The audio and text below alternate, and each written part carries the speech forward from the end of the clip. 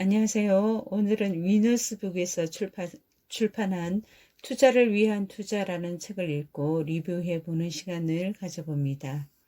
먼저 저자에 대해 잠깐 소개를 해드리겠습니다. 저자 김태용 대표는 그로스힐 자산운용 창업자이며 20년 넘게 국내 펀드 매니저로 일했습니다. 연세대학교에서 경제학을 전공하였고 미국 로체스터 대학교에서 MBA 석사 학위를 취득하였습니다.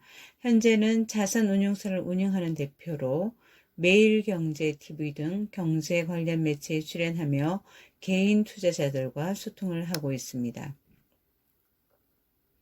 저자 김태용 대표는 투자자들이 잃지 않는 투자를 함으로써 훨씬 보람이 있을 것이라고 생각하고 또한 현재 발생 중인 현상뿐만 아니라 10년 뒤에 책을 꺼내 보아도 적용될 수 있는 투자의 기본 원칙과 같은 펀더멘털 접근을 강조하였습니다.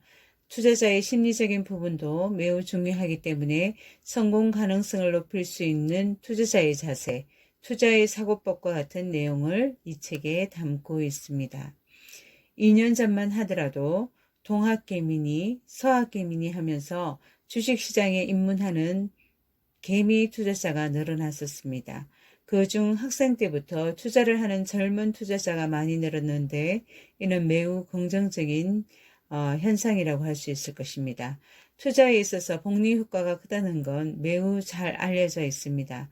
시간이 가져다주는 긍정적인 효과에 가장 수혜를 받는 그룹은 조금이라도 일찍 투자를 시작한 투자자들일 것입니다.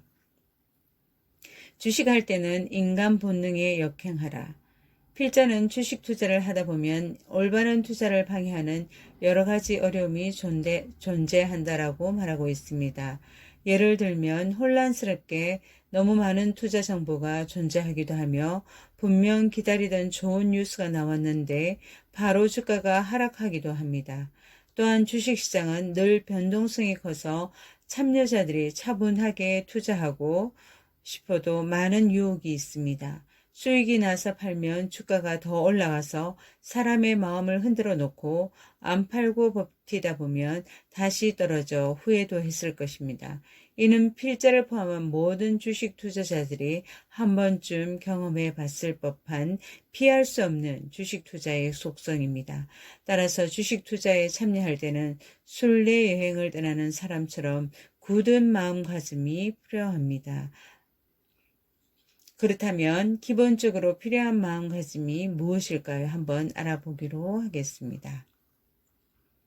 주식 투자를 비교적 성공적으로 하기 위한 덕목을 간추려보면 다음과 같습니다. 첫째는 자신이 투자하고 싶은 기업에 대한 명확한 이해와 이유가 있어야 합니다.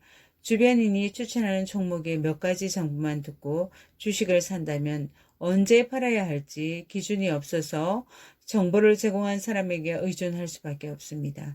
불행히도 그 사람이 기업을 잘 아는 내부자가 아니라면 그리고 늘 연락이 되는 사람이 아니라면 투자한 기업의 주가가 크게 흔들릴 때 기르는 양이 되고 맙니다. 또한 내부자에 의존하는 건 공정공시 위반의 소지까지 있으니 내부자도 극히 조심해야 될 일입니다. 결국 투자를 할 때 본인이 독립적인 의사결정을 하기 위해서는 좀 더 기업에 대한 많은 이해와 공부가 필요합니다. 주식시장에는 두 가지 리스크로 구성되어 있습니다. 첫째는 체계적 리스크라고 불리는 주식시장 자체의 리스크입니다. 이는 기업이 잘못해서 주가가 빠지는 것이 아니고 코로나나 전쟁의 발발, 세계 경기 둔화, 유동성 축소와 같은 주식시장 전체가 빠지는 리스크를 말합니다. 요즘의 주식 장세가 그러한 리스크인 것 같습니다. 두 번째로 비체계적 리스크가 있습니다. 이는 기업 그 자체의 리스크입니다. 투자자는 체계적 리스크를 피할 수는 없습니다. 위기가 갑자기 어떻게 올지도 모르고 물가를 예측하기도 미국 연방준비위원회 의장이 어떠한 변덕을 부릴지 우리는 알기 어렵습니다. 하지만 우리가 비교적 더 잘할 수 있는 것은 우리가 투자한 기업 자체입니다. 기업의 경쟁력과 비즈니스 모델을 알고 있으며 한두 해의 실적 전망도 가능합니다. 결국 기업에 집중을 하면 많은 리스크를 줄일 수 있고 주가 하락이 두려울 필요가 없습니다. 왜냐하면 위기를 거치고 난 주식시장은 항상 우상향해 왔기 때문입니다. 결국 미국 국가 신용등급 강등 사례나 첫 번째 금리 인상과 같은 통화정책의 변화, 또는 기업의 일회성 사고와 같은 무수한 악재들이 시간이 지나고 봤을 때 저점 매수의 찬스였음을 알 수 있습니다. 투자한 기업의 경쟁력 저하와 같은 기업 자체의 구조적인 이유가 아니라면 위기는 대부분 기회로 돌아옵니다. 오늘은 투자를 위한 투자라는 책을 읽고 리뷰해 보았습니다. 여러분의 투자에 조금이라도 유용한 정보가 되었으면 합니다. 행복한 저녁 시간 되세요. 감사합니다.